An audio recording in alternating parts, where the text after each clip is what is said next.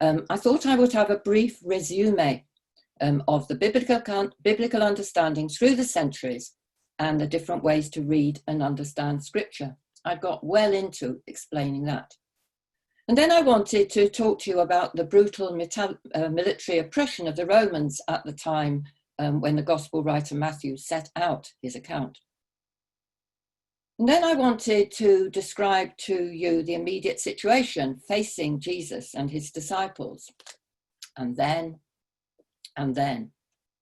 But I have 6 minutes, so you will probably be relieved. And so I'm beginning this morning with a story, and perhaps you've heard it before, but bear with me. The story has its origins in the Zen Buddhist tradition, and it goes like this. There were 3 monks who decided to practice meditation together. So they went to a quiet place at the side of a lake and closed their eyes and began to concentrate. Then suddenly the first monk stood up and said, "I forgot my prayer mat." Miraculously, the monk stepped onto the water in front of him and walked across the lake to their hut on the other side.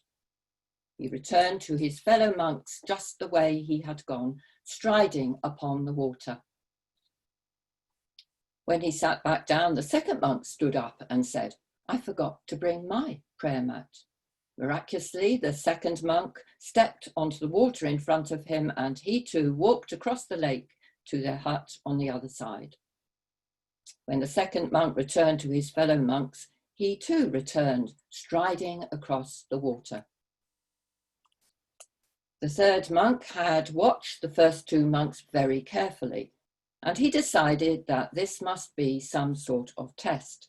So he stood up and loudly declared, "Is your learning so superior to mine? I think not. I too can match any feat that you two can perform." And with that, the young man rushed to the water's edge so that he too could walk upon the water. The young monk promptly fell into the deep water. Surprised and annoyed, he climbed out and promptly tried again, and again he sank into the deep water. Over and over again, he dragged himself up to the bank, shook himself off, and confidently set out to walk upon the water, and over again, he sank into the deep water as the other 2 monks watched. After a while, the second monk turned to the first monk and said, "Do you think we should tell him where the stones are?"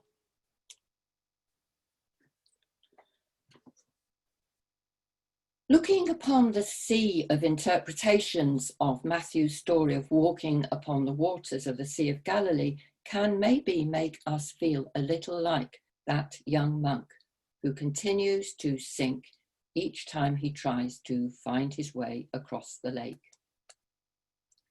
Centuries of interpretations of this text seem to come to the same conclusion, a conclusion which insists that we set forth in faith and that if we keep our eyes firmly fixed upon Jesus, we will defy all the odds, a conclusion that leaves most of us lingering on the shore, feeling a little like Peter. So this morning, I am looking for the stones often hidden that keep us afloat. Or more importantly, I'm asking you to look for the stones which keep you afloat.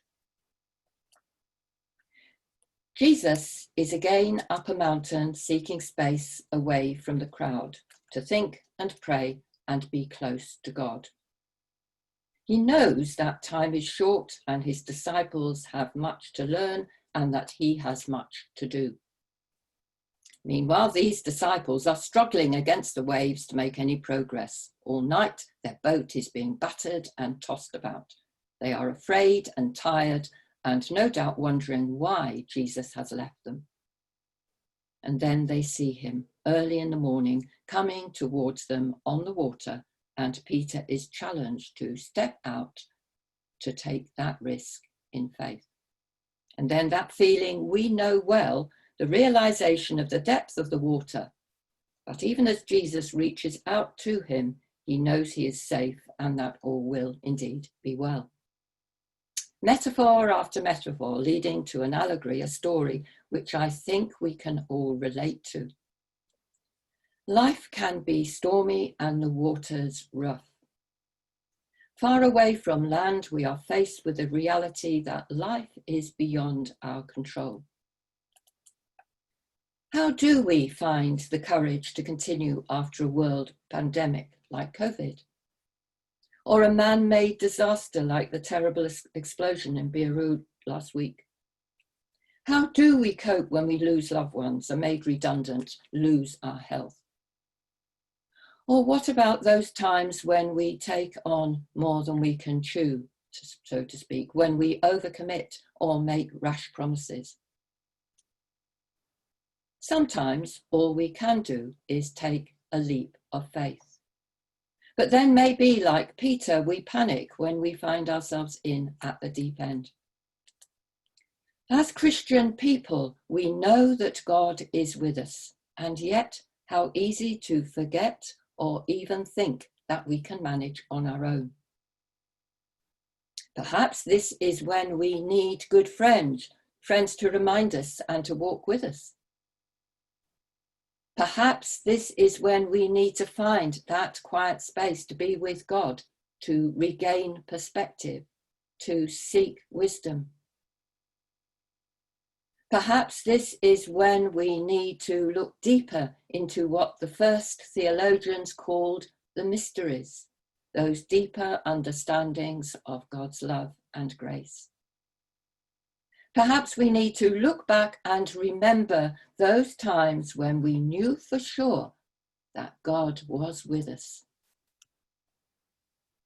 What are the stones that enable us to walk on water today? You and me both. Do we need to firm up those stones? Can we help one another in so doing?